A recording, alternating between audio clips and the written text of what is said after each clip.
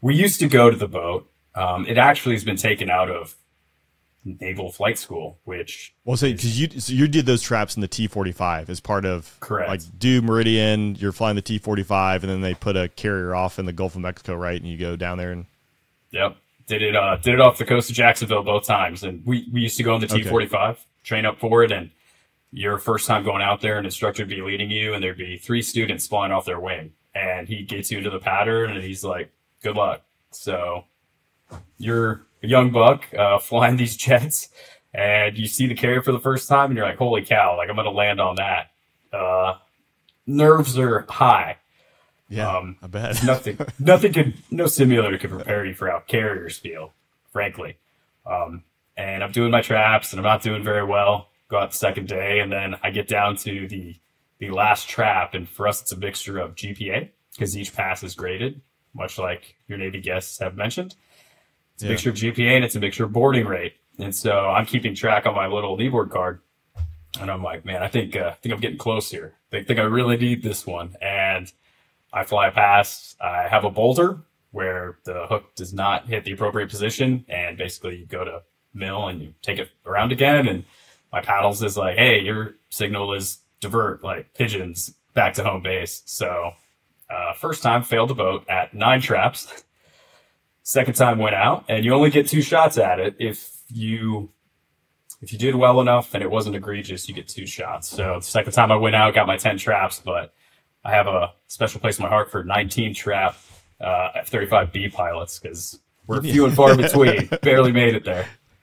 You need a patch. So, all right, I want to break. So, you have to do 10 landings or successful landings, 10 traps, to use a Navy term.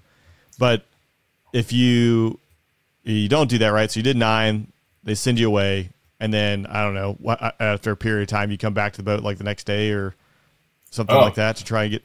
No, it's like 45-day penalty lap. Redo that phase. Boats only show up about once a quarter or less, so it was. Go back to the squadron, continue training in other events I had. I cannot recall if that was the last thing I had or not.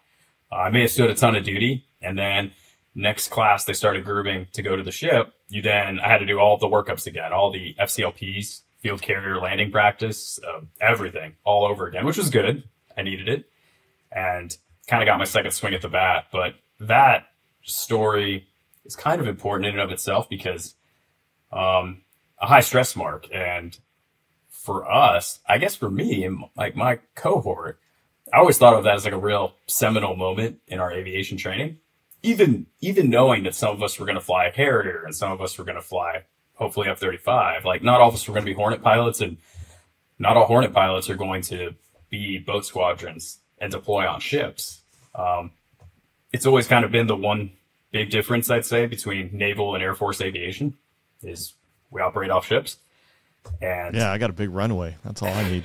Yeah, it's something. And it also, besides being a serious confidence building exercise, it gave us a lot of single seat pilot and command time, a lot of time where you're alone in your aircraft having to deal with situations and rise to that level of stress and the expectations placed upon you. And for reasons far above my pay grade, the boat was actually removed from the naval aviation training pipeline a while back. And we've seen the effects of that where I am now as an instructor, just because the young pilots, they don't have kind of that trial by fire and that level of solo experience. I think we've talked about on the bro chats, Bender specifically talked about it because Bender's flying the F-35. There's different, they always like, there's different periods of time where things get removed from the syllabus in pilot training. Like when I was going through T6s, one of the things you had to do was emergency landing patterns and simulated flame outs. So as an instructor, you would be over the working airspace, and there's all these little, civilian airports. You would, as a student, you'd have to do like 2 or 3 of these somewhere in your like initial contact training, where the instructor would pull the engine to idle, and you'd have to manage your energy to safely land this plane. Right? You wouldn't touch down, but it's a skill set. It's something to throw, a tool to throw in the tool bag. Right? That, all right, maybe they're flying a C-17 later on down the road, and all right, they got 4 engines. it doesn't necessarily tie one for one as far as like they're never going to have, well, never say never, right? There has been a C-17 that flamed out all 4 motors going through a thunderstorm. So don't do that. But I think that's a skill set that it does translate down the road where if it's maybe it ties into assault landing, et cetera. So it's airmanship that you're building there. And when you start removing these pieces, I think, see that down the road. And the F-16, they got rid of air refueling in the B course at one point. Really? I think it might have made it way back in. So that was one thing. We had a mishap at Shaw right after I left, and I've talked about his Mezzer's mishap. But his first time going to the tanker was doing a night seed sortie. And seed, arguably in the F-16, is one of the most, I'd say it's the most complex mission set. It was during COVID, so not flying a whole lot. He's going through mission qualification training, MQT. So he's trying to learn the mission of the F-16. And he can't get gas. And then he's beating himself up. Probably like you're keeping score, right, as you're doing your GPA on the boat. Like he's beating himself up because he knows because he couldn't get gas. They couldn't do this mission. They're going to deploy.